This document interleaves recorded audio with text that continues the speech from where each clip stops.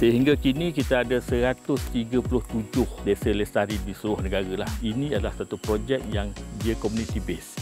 Kebanyakan penanam lumbia ini dia menjual hasil itu kepada koperasi, koperasi membeli dan pihak koperasi akan menyediakan pemandu serta melihat kepada kren bila ada kekosongan trip itu. Apabila pendapatan koperasi ini meningkat, secara tak langsung akan membantu semua anggota-anggota koperasi dan juga komuniti setempat.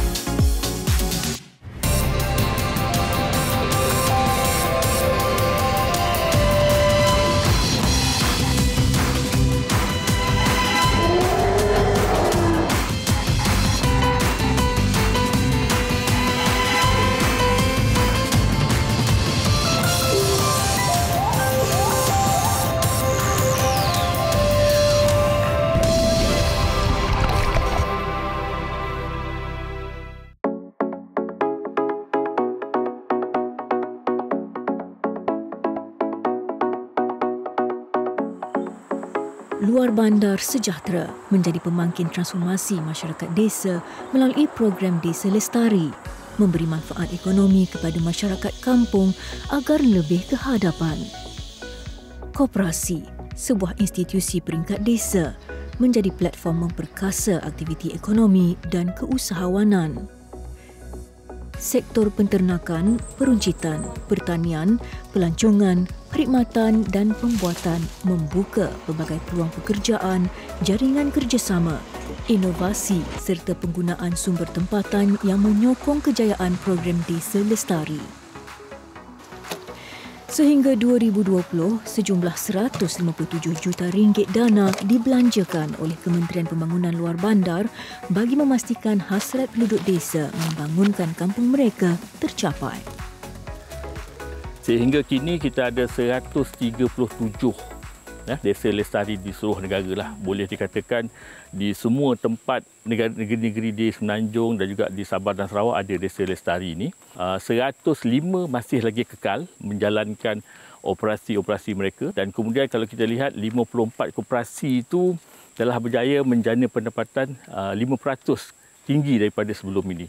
Kita nak mereka mulakan dulu melalui dia punya orang kata apa kepimpinan yang ada di kampung mereka, kepimpinan yang ada di bawah JPKK atau koperasi yang mereka wujudkan dan kita akan lihat dari segi daya maju dan kemudian selepas itu kita akan melakukan proses-proses temuruga dan sebagainya. Panorama hijau, nyanyian unggas dan deru sungai, hakikat yang sukar disangkal ada pada desa. Suasana nyaman dan tenang melingkari Kampung Mukim Batu Putih, Kinabatangan, Sabah yang dikelilingi hutan simpan Pin Supu. Terletak bersebelahan sungai kedua terpanjang Malaysia, Koperasi Pelancongan Mukim Batu Putih Kinabatangan atau KOPEL Berhad bertungkus lumus membangunkan lokasi ini sebagai pusat pelancongan ekologi di samping aktiviti konservasi alam sekitar sejak 20 tahun lalu. Menerokai hutan, menyusuri sungai, menikmati budaya warisan dan bermesra dengan alam antara pakej ditawar KOPEL. Untuk ke Gua Batu Supu, pengunjung hanya boleh menggunakan jalan air sahaja. Perjalanan menggunakan bot selama 45 minit menyusuri Sungai Kinabatangan bermula dari Kampung Menggaris. Bukit Supu ini kebanyakan paling tinggi adalah 40 meter, 40 ke 60 meter. Ya. Lagipun kita kalau kita berada di kawasan batu gua, kita paras pada 60 meter paras laut lah. Sebanyak 12 gua batu kapur dikenal pasti di hutan simpan Pin Supu. Gua Batu Supu juga tidak lari dari tinggalan sejarah. Kembara ke Gua Kelawar menyaksikan penemuan beberapa keranda purba. Berusia di antara 400 hingga 900 tahun, ia dipercayai milik masyarakat sungai yang menjadikan Gua Batu Kapur sebagai lokasi persemadian. Di Gua Batu Supu ini kita boleh anggarkan lebih daripada 200 keranda lah. Tapi dia dalam satu gua itu mungkin kita boleh jumpa ada 5 ataupun ke 20 keranda. Lumun coffin ini dia diperbuat daripada kayu belian ataupun kayu merbau. Ya.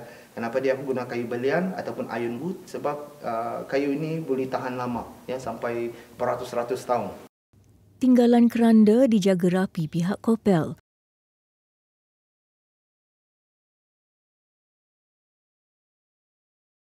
Hanya sebilangan keranda yang masih elok yang kita boleh jaga, dan yang selainnya kita diambil oleh Jabatan Museum untuk dipamerkan dan dibuat sebagai data lah ataupun pengumpulan maklumat.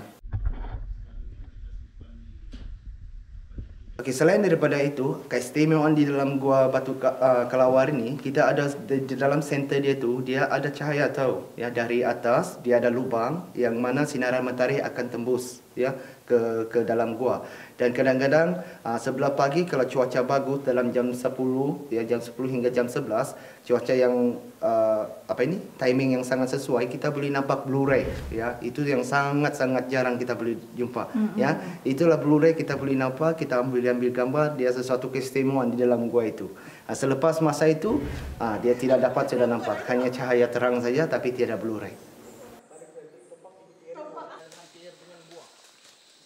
Konservasi kunci dalam memastikan sektor pelancongan terus bergerak. Dengan formasi dalaman unik, Gua Batu Kapur menjadi habitat kepada pelbagai hidupan, termasuk menjadi lokasi semula jadi bagi burung layang-layang walit bersarang. Sejak 2010, Kopel giat menjalankan aktiviti pemulihan dan pemeliharaan Gua Batu Supu untuk menjaga populasi burung walit. Selaku pengurus pasukan konservasi, hari ini Saidal Udin mengetuai kru Majalah 3 ke Gua Dallas, antara gua di sini.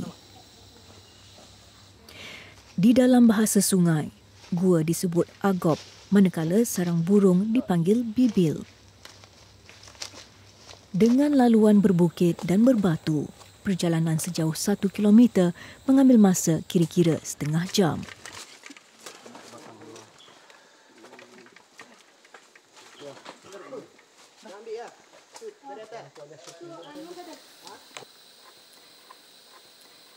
Okey, sekarang kita dah sampai di hadapan muka pintu Gua Dallas. Yang mana sebentar lagi kita akan turun ke bawah sekurang-kurangnya 10 meter lagi untuk melihat sarang-sarang burung layang-layang.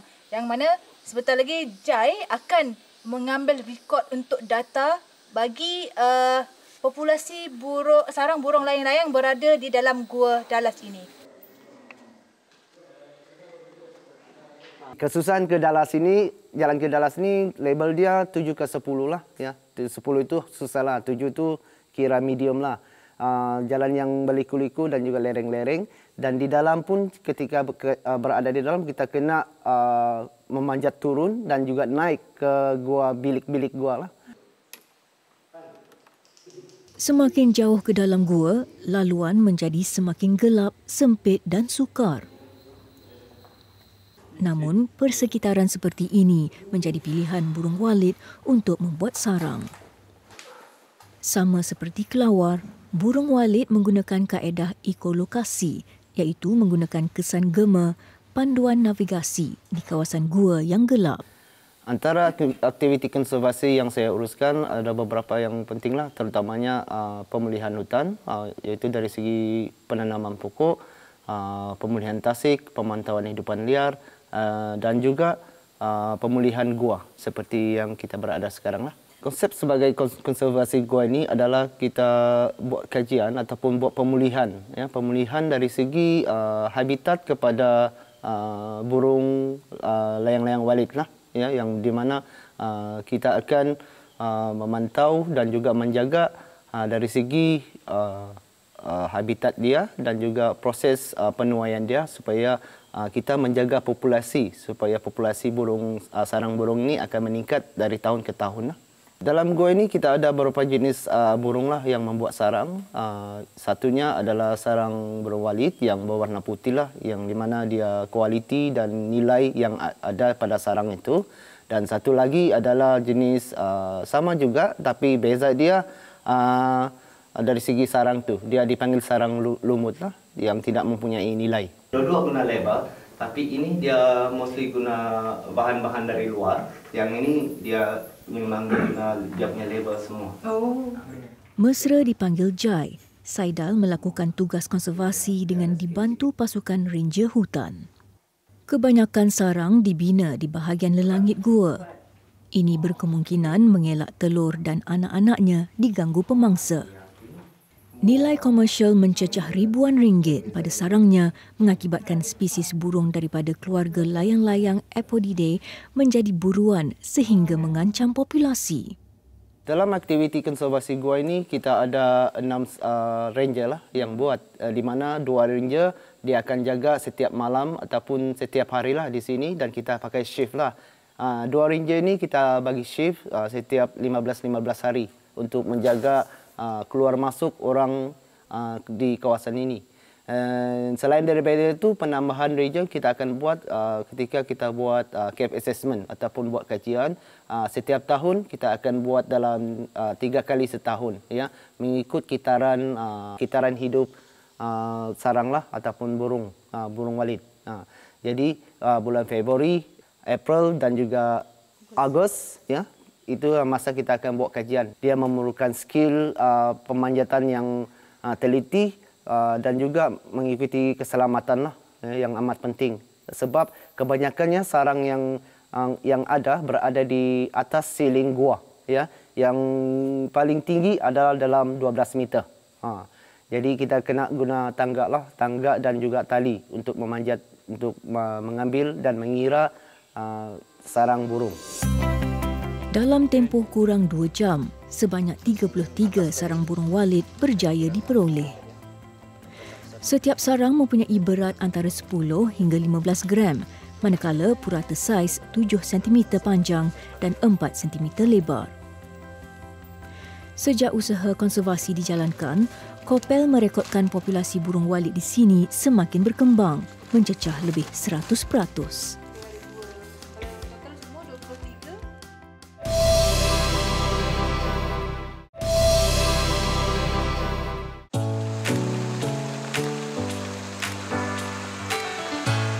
Program Desa Lestari, inisiatif Kementerian Pembangunan Luar Bandar KPLB untuk meningkatkan pengupayaan komuniti, merancang dan menjayakan projek pembangunan menaik taraf sosioekonomi masyarakat desa.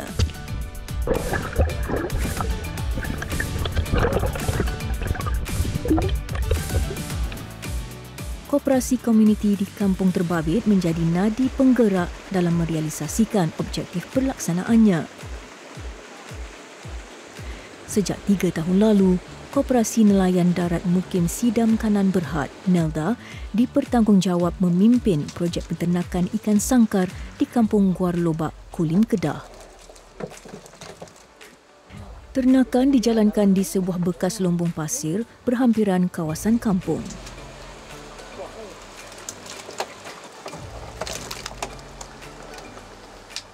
Projek koperasi sebelum hadirnya Desa Lestari, projek Desa Lestari, kita mendapat daripada Kedah, pihak Kedah, itu prospek projek ekonomi kampung sebanyak 18,000. Kemudian barulah projek Desa Lestari turun dengan 427K.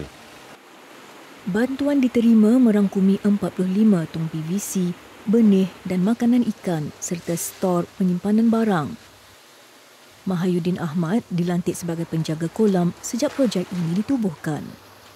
Minat serta berpengalaman menternak ikan sebelum ini memberi kelebihan kepada lelaki 63 tahun ini dalam menyelenggara kolam sangkar. Setiap pagi, pesara tentera ini turun memeriksa keadaan sangkar sebelum ikan-ikan ternakan dikeluarkan untuk jualan. Antara ikan yang sering menerima tempahan ialah keli dan tilapia. Ikan di sini, makanan dia dedak pelik. Macam makan ni saya bagi satu hari 2 kali. Lepas tu macam anak kita bagi dedak yang kecil sikit. Lepas tu yang orang kata dah besar sikit tu, saya bagi yang dedak yang dah katang sikit. Setiap satu tong memuatkan 500 ekor ikan bergantung kepada saiz.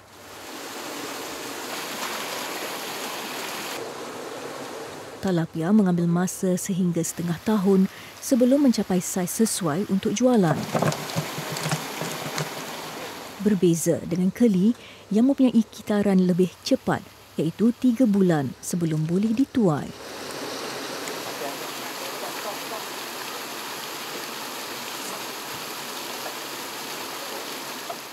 Yang jaring tu kalau 2 orang pun dah boleh buat kerja. Ada yang datung ni dia susah nak angkat, tinggi sikit. Lepas tu masalah dia kita nak buat seorang tak boleh. Pasal kena panggil ahli koperasi lah. Berapa kilo 12 kilo 900 gram, telak pun 600 gram. Untuk membantu pengurus sangkak, kita perlukan dalam 4 atau 5 orang untuk membantu lah. Jadi kebanyakan setakat hari inilah ahli lembaga yang ada ke lapangan dan diminta oleh pengurus sangkak untuk hadir sini, kita akan hadir sini lah. Ternakan ikan sangkar menjadi teras utama perniagaan Koperasi Nelda.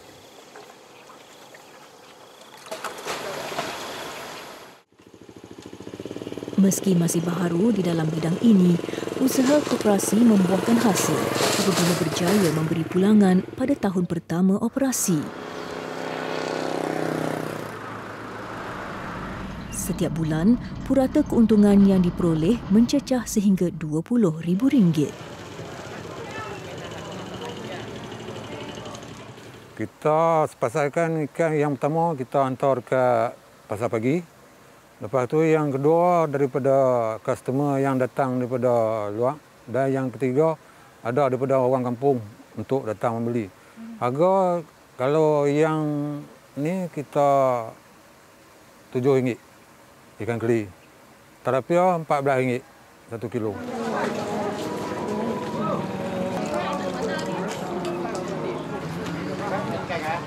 Kilo berapa ni bang? Kilo RM8 baru naik kolam je. Naik kolam. Ya. Okey bang, bagi sekilo ah. Buat masa sekarang ni kita tak ada lah daripada orang kampung yang komplain kata bau ke apa ke. Tempat ini yang pasal selama dah 4 tahun dah kita menternak ikan di sini. Dia tempahan tak tentu pula. Kadang-kadang banyak, kadang-kadang kurang. Itulah. Orang kata apa, COVID dulu ni dia kurang sikit lah. Macam sekarang ni dah banyak sikit lah. Kita pun orang kata pendapatan pun boleh juga buat masa sekarang ni. Dan ikan pun masih banyak lagi. Permintaan terhadap ikan air tawar ni memang tinggi. Memang tinggi. Dan apa yang kita bimbangkan, bila permintaan tinggi, penawaran yang kita tawarkan tu tak mencukupi. Tu kita akan cuba meningkatkan lagi lah hasil daripada ternakan ikan ni. Sebelum ikan dijual kepada pelanggan, Mahyudin akan mengasingkan ikan mengikut saiz. Ukuran yang tidak menepati syarat jualan perlu dimasukkan kembali ke dalam tong. Apabila pendapatan koperasi ini meningkat, kita secara tak langsung akan membantu semua anggota koperasi dan juga komuniti setempat lah. Contoh, kita sekarang ni kita ada 2 pekerja yang dibayar gaji tetap. Kemudian anggota koperasi termasuk juga ahli lembaga koperasi yang datang membantu, kita juga akan memberi sagu hati atau allowance lah di atas kehadiran mereka untuk tolong yang jaga sangkang tu.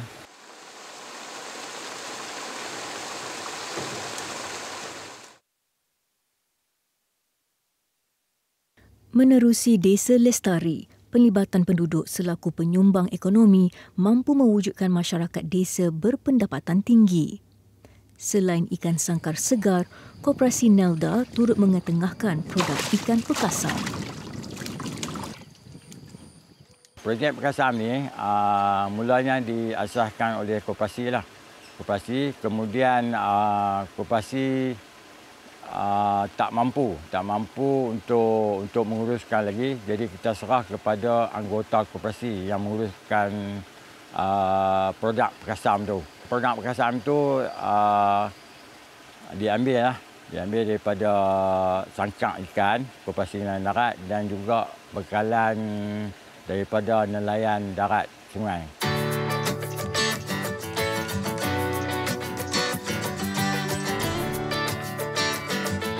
Dengar sahaja ikan pekasam, pasti sudah terlintas di fikiran akan kelazatan menu masyarakat desa itu. Popularitinya menimbulkan minat kepada Khairunisa Muhammad Khatib mempelajari resepi ikan pekasam daripada ibu mertua. Kalau ikan yang nipis, bila kita goreng tu dia rasa rangup. Kalau yang tebal ni kurang sikit lah. Tapi ada peminat-peminat tertentu lah ikan pekasam ni. Ada seorang yang memang suka yang tebal. Tapi kebanyakan semua suka yang nipis-nipis lah. Yang kecil-kecil je. Pekasam ni beras yang main peranan. Kalau orang kata sedapnya pekasam bila eloknya beras tu. Akhirnya orang kata ada setengah beras tu pun dah boleh kita makan dengan nasi. Dia pun dah orang kata apa, bangkit rasa pekasam tu. Setiap bulan, wanita ini mampu menghasilkan sehingga 40 kg pekasam talapia. Tempahan kian bertambah sehingga 60 kg menjelang Ramadan dan Syawal. Jika ada permintaan banyak, saya akan minta family yang tolong uruskan untuk proses buat pekasam ni. Untuk daripada siang, saya memang bagi kat family. Daripada perak sampai jadikan pekasam tu, saya sendiri yang uruskan.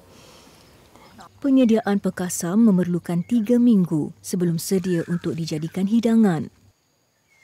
Peringkat awal, talapia yang sudah dibuang isi perut perlu dijeruk sehingga 5 hari bersama garam. Peringkat seterusnya, ikan digaul bersama beras kisar sebelum diperam selama 2 minggu. Dalam pembuatan produk ini, Khairunisa menggunakan ikan segar bagi memastikan kualiti dan rasanya berada pada tahap terbaik. Saya dapat bantuan daripada koperasi, daripada penyedia ikan. Akhirnya saya dapat harga borong daripada koperasi nelayan darat lah. Akhirnya banyak bantuan daripada daripada Desa Lestari ni lah untuk tolong bantu tambah pendapatan saya. Selain pekasam talapia, Khairunisa akan menambah satu lagi produk pekasam, iaitu pekasam keli dalam masa terdekat.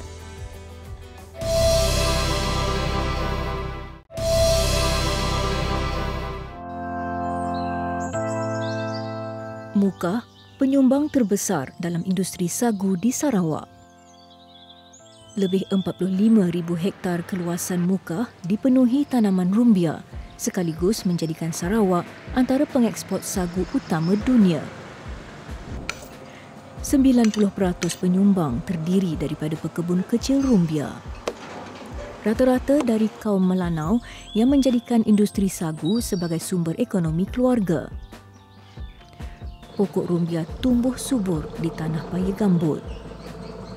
Sagu yang terhasil dari rumbia diproses menjadi tepung dan dijadikan sumber makanan harian oleh sebahagian masyarakat tempatan.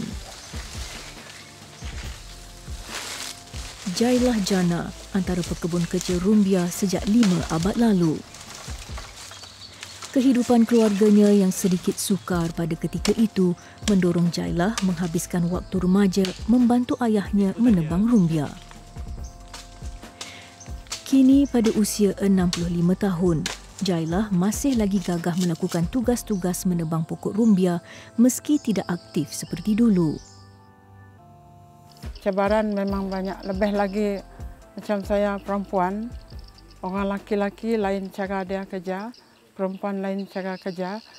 Kalau saya kerja, saya tak banyak batang satu hari kerja. Dalam 5 batang macam tu, tebang, bersih-bersih, potong, buat jalan lagi, lepas tu hantar pergi sungai lagi, tolak-tolak pergi sungai. Proses menebang sebatang pokok rumbia mengambil masa sehingga sejam bergantung kepada kepakaran serta keadaan muka bumi.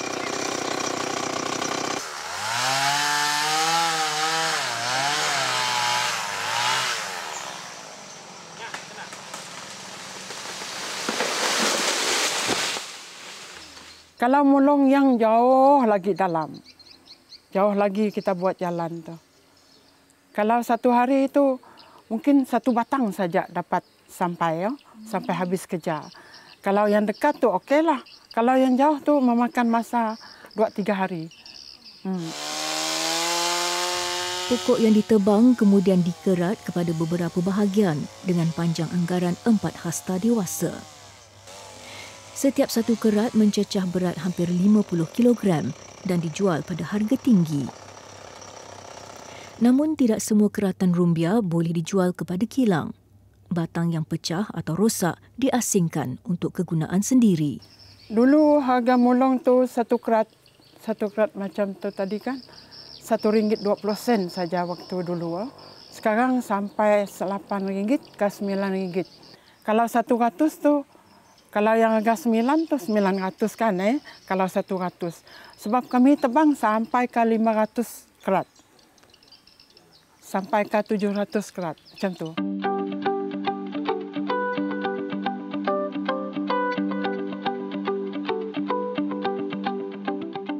Rata-rata penduduk Kampung Telian berdaftar sebagai anggota koperasi. Selaku penggerak komuniti, Koperasi Desa Lestari Telian Tengah dan Ulu Mukah, KODELT, berperanan besar membantu ahli koperasi melancarkan urusan jual beli rumbia. Selain memberi pinjaman pendahuluan kepada pekebun kecil sebagai modal memulakan penebangan, KODELT turut menyediakan perkhidmatan sewaan jentera mengangkut rumbia.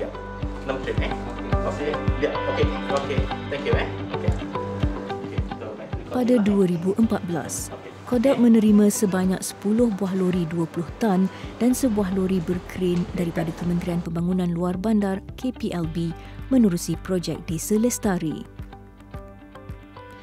Perkhidmatan jentera ini digunakan dalam mengangkut rumbia, kelapa sawit, arang batu dan pasir. Untuk sewa jentera itu, kebiasaannya sebelum ini penduduk koperasi ada penduduk di Mukah ini ada komplain mengatakan bahawa kenapa kita sendiri tak ada lori untuk mengangkut rumbia itu sendiri sedangkan ini kampung kita. Jadi apabila wujudnya koperasi, kebanyakan penanam rumbia ini dia menjual hasil itu kepada koperasi, koperasi membeli dan pihak koperasi akan menyediakan pemandu serta melihat kepada kren bila ada kekosongan trip tersebut. Jika kekosongan pada keesokan harinya, secara cepatnya koperasi akan mengangkut rumbia itu secara cepat mungkin dan dihantar ke kilang. Untuk rumbia itu sendiri, kami berhikmat sehingga di Dalat, di Oya dan juga di Balingan. 2 kawasan Mukah bergantung pada permintaan pekebun rumbia itu sendiri. Di mana mereka ada tebang rumbia, di situ kami ada.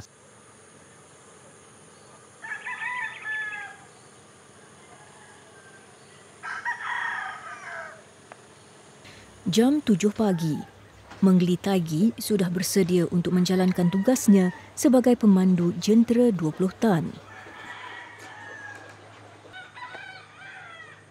Hari ini Menggeli yang juga digelar Wak Ili perlu ke Kampung Penakup Ulu, 10 km dari Kampung Telian Tengah bagi memunggah rumbia. Berpengalaman hampir 20 tahun memandu kenderaan berat, Wak Ili satu-satunya pemandu jentera pengangkut berkren milik KODELT.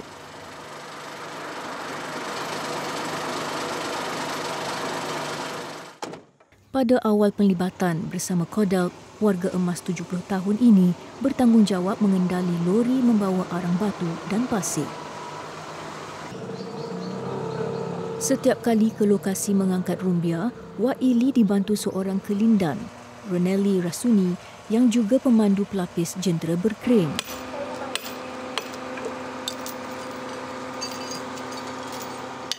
Sebelum saya kerja dengan koperasi, saya kerja di Miri. Bawa lori 12 tayar, saya bawa buah sawit. Kurang lebih dalam 2 tahun. Dulu semasa saya kerja sana, ada satu, siapa nama dulu, Kiong. Dia yang offer saya. Pikir setahun lepas itu, kebetulan saya balik sini. Bukan dia suruh saya balik sini, tidak. Saya balik sini bercuti. Dia terus jumpa saya. Oke, dia cakap, kebetulan kamu datang di sini. Mungkin 2-3 hari ini kau bawa lori sini, dia cakap. Koperasi sudah siap lori. 2 hari lepas itu, terus sampai. Nasib saya lah. Teruslah kerja sampai sekarang. 13 tahun, ya. Tugas Kelindan adalah menyusun keratan rumbia di atas lori sementara Mengli mengendalikan kren. Seorang Kelindan perlu berupaya menarik dan menanggalkan rantai pencangkuk dari rumbia dengan baik supaya tidak rosak. Macam kren ini, dia boleh angkat 1 batang pun boleh. Dia angkat ini, dapat dia angkat 5 tan. Itu 1 batang itu tidak sampai 5 tan. Lebih kurang mau 3 tan macam itulah. Kalau di kerat itu, 6 kerat itu kurang lebih 1 tan lah.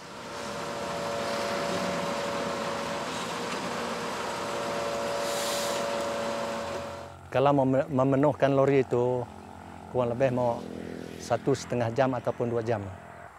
Jangan sekali-kali kita bekerja atau bercakap dengan orang ke apakah. Itu yang saya takut. Tersilap, kena angkat, kena wayar apakah. Silap dia kalau angkat, swing dia terlampau kuat, nanti melibatkan lain orang lah, kena pukul barang itu ke apakah. Semestinya kita mau swing dia memang pelan-pelan. Kalau tidak, itu barang mungkin kena pukul kepala orang kah, itu yang kita takut. Peluang pekerjaan di kampung sendiri dimanfaatkan sebaiknya. Penglibatan tenaga kerja anak muda seperti Ronelli mempercepatkan tugas mengangkut rumbia.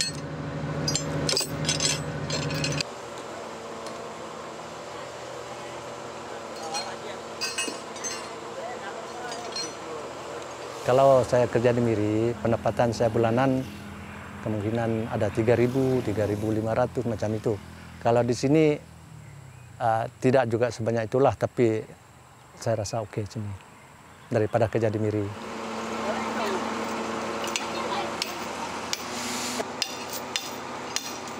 Dulu saya kalau kerja di Miri, saya tidur dalam lori.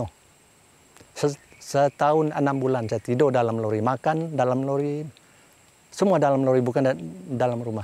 Memang saya rasa, memang saya mau balik sini disebabkan dulu tidak ada kerja di sini. Terpaksalah kerja jauh sedikit. Lagipun kalau kerja jauh daripada bini anak, jauh dari keluarga semua lah. Kalau di sini, walaupun kurang daripada itu, saya rasa oke, seronok, babalu. Dalam sehari, Wak Ili menerima sekurang-kurangnya 2 trip penghantaran rumbia ke kilang. Tuntutan bayaran dibuat pada koperasi mengikut jumlah trip perjalanan. Difahamkan sehingga tahun 2020, jumlah pemandu dan kelindan jentera Kodalk seramai 11 orang, namun berkurang sehingga 5 orang akibat pandemik COVID-19.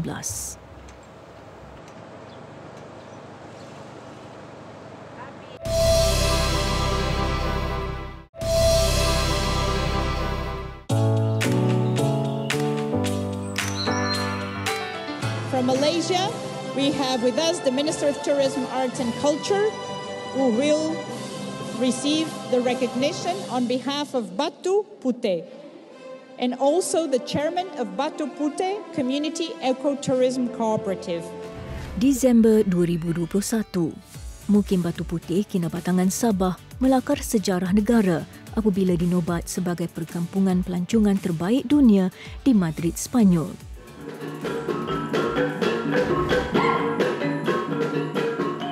Kejayaan ini hasil usaha sama seluruh ahli koperasi terdiri lebih daripada 300 keanggotaan. Konsep ekopelancongan lengkap dengan inap desa, kebudayaan, biodiversiti dan aktiviti konservasi alam memberi mata tambah kepada desa ini. Dana lebih 4 juta ringgit disalurkan Kementerian Pembangunan Luar Bandar KPLB bagi membina kemudahan inap desa baharu, kafe, pejabat operasi dan beberapa kemudahan lain dapat menampung jumlah ribuan pengunjung saban tahun. Apa yang saya nak katakan ialah yang penting pada saya ialah mereka perlu mempunyai kepimpinan yang orang kata apa yang kuatlah di kampung, sebab ini adalah satu projek yang dia community based. Maksud di situ ialah setiap anggota atau entiti dalam masyarakat tu diorang perlu ada semangat kesepakatan, muafakat di antara mereka untuk pastikan projek ini berjaya. Sebab kalau orang kata tidak ada kesepakatan, tidak ada muafakat yang baik, kemudian berlakunya orang kata unsur-unsur yang tidak sihat dalam kepimpinan koperasi sendiri, dia akan orang kata apa, program itu pada saya takkan berjalan lama lah, takkan panjang. Tetapi kalau sekiranya setiap koperasi melalui Desa Lestari ini mereka menunjukkan orang kata apa atas niat atau semangat untuk bersama-sama memajukan kampung, insya-Allah saya rasa mereka boleh berjaya. Usaha kecil seperti penanaman semula hutan memberi impak besar kepada pemeliharaan habitat hidupan liar yang segelintirnya hampir pupus. Kejayaan sebegini dapat menarik minat generasi muda kampung untuk terus membangunkan desa, tanah tempat bermain, sekaligus mengelak penghijrahan mereka ke bandar. Yang penting juga, kita juga nak menggalakkan di kampung itu adanya penglibatan belia-belia. Sekurang-kurangnya kita kata 30%. Kalau saya ambil contoh di Kampung Batu Putih hari ini, kalau kita sama-sama telah melawat di koperasi Kampung Batu Putih, kita lihat macam mana penglibatan anak-anak muda. Ada anak-anak muda yang jadi pemandu pelancong, ada anak muda yang mandu bot, ada anak muda yang buat kafe dan sebagainya. Mereka ni bermula bukan kata baru sehari dua, daripada tahun 1996-97 sehingga sekarang. Lihat bagaimana proses yang telah mereka alami dan kita lihat bagaimana kepimpinan yang ada tu berjaya menyusun masyarakat dan saya sangat rasa terharu dalam keadaan orang semua berlumba-lumba untuk pergi ke kawasan bandar mencari kehidupan, tetapi mereka masih kekal di kampung masing-masing dan juga memberikan orang kata apa sumbangan dan tenaga mereka kepada kampung ini. Jadi inilah yang kita harapkan akan berlaku di banyak tempat lagi lah selain daripada Kampung Putih ni. Tidak kurang hebatnya warga koperasi Kodelt apabila berjaya mengekalkan takhta sebagai koperasi terbaik peringkat negeri Sarawak selama 6 tahun berturut-turut. Malah dikategorikan dalam 5 terbaik seluruh Malaysia. Perkhidmatan sewaan jentera pengangkut merupakan usaha bijak sesuai pelaksanaannya dengan Mukah sebagai pengeluar utama sagu. Pada awal tahun koperasi mula beroperasi pada tahun 2013, koperasi mencatatkan kerugian sebanyak 18,000. Lepas itu pada tahun kedua operasi ini disebabkan aktiviti kami bertambah, kami telah mendapat keuntungan lebih kurang 28,000 dan tahun ketiga operasi kami ini yang menyebabkan kenapa tumpuan itu terletak pada koperasi kami apabila kami berjaya membawa keuntungan kepada koperasi itu untuk penduduk di kampung ini lebih kurang 1 juta lebih. Keuntungan ini berbaloi dan cukup untuk menampung kos operasi, gaji driver dan ada lebihan itu memang dimasukkan ke dalam akaun koperasi itu untuk menambahkan lagi ekonomi dan menjanakan lagi mungkin untuk berkembangkan lagi perniagaan koperasi itu sendiri. Kini Kodak mengambil langkah baharu dengan membuka kilang mi kuning berasaskan tepung sagu bekerjasama dengan syarikat Crown Research yang dijangka beroperasi Julai nanti. Menerusi projek Desa Lestari, koperasi penggerak terus mengembling tenaga dan idea untuk melangkah jauh ke hadapan. Ini sekaligus meningkatkan keupayaan komuniti dalam merancang pembangunan kampung yang lebih mampan.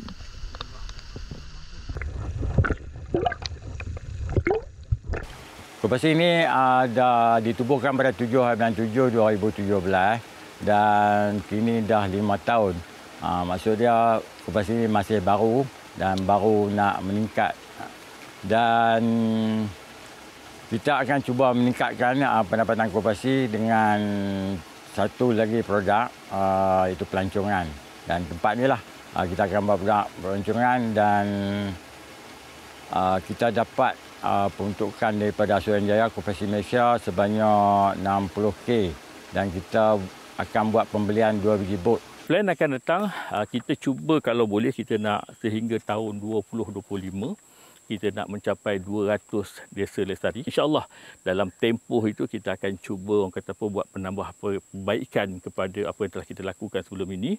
Dan saya ingat perkara yang penting juga ialah selari dengan orang kata perkembangan semasa. Kita bercakap tentang IR 4.0 dan sebagainya. Saya harap desa lestari yang kita telah mulakan pada saya tahun 2013 dulu akan terus berkekalan, saya lagi melalui Kementerian Pembangunan Luar Bandar, dan terus akan menjadi antara program yang orang kata signature kepada KPLB, dan seterusnya akan dapat orang kata merealisasikan hasrat Kementerian Pembangunan Luar Bandar untuk mewujudkan luar bandar yang sejahtera.